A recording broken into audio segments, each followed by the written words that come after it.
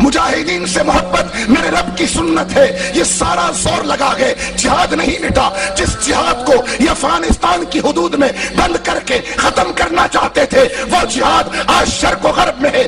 عرض مہدی شام میں طاغوت کے خلاف لڑائی شروع ہو چکی ہے. فلسطینی پتھر سے ٹینک کا مقابلہ کر رہا ہے. افریقہ کے کنارے مالی میں کھڑے ہوئے مجاہدین دشمن کو گرفتار کر کے عافیہ کی رہائی کا مطالبہ کر کے بتا رہے ہیں کہ انما المؤمنون اخوہ لا شرقیہ ولا غربیہ, اسلامیہ جہادیہ.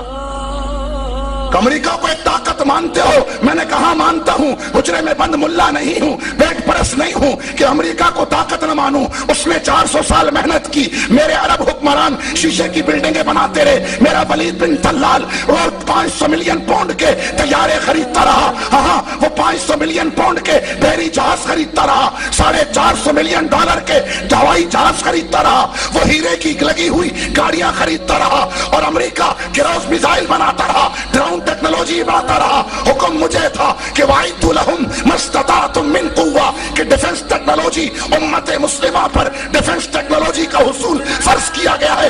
امت مسلمہ سوتی رہی, شیشے کے محل بناتی رہی, برج الخلیفہ بناتی رہی, برج الدبئی بناتی رہی, بڑی بڑی گھڑیاں, سونے کی گھڑیاں لگانے کے شوق میں رہی.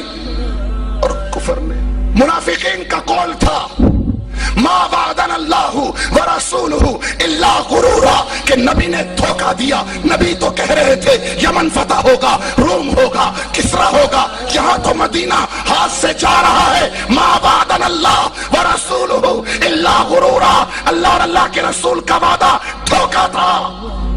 اور عمل کیا تھا؟ لا مقام لکم فرجعوا, یو ٹرن لے لو, یو ٹرن لے لو. اور بھانا کیا تھا؟ ان بیوتنا عورہ. ان کے بھی وہی باتیں تھیں.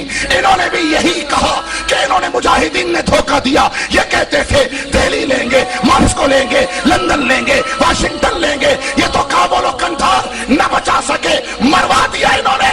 لا مقام لکم فرجعوا, یو ٹرن لے لو. اور بھانا کیا کیا؟ سب سے پہلے پاکستان. انہوں نے کہا ان بیوتنا عورہ, انہوں نے کہا کشمیر پالیسی خطرے میں. انہوں نے کہا ان بیوتنا عورہ, انہوں نے کہا جی ایٹمی طاقت خطرے میں ہے.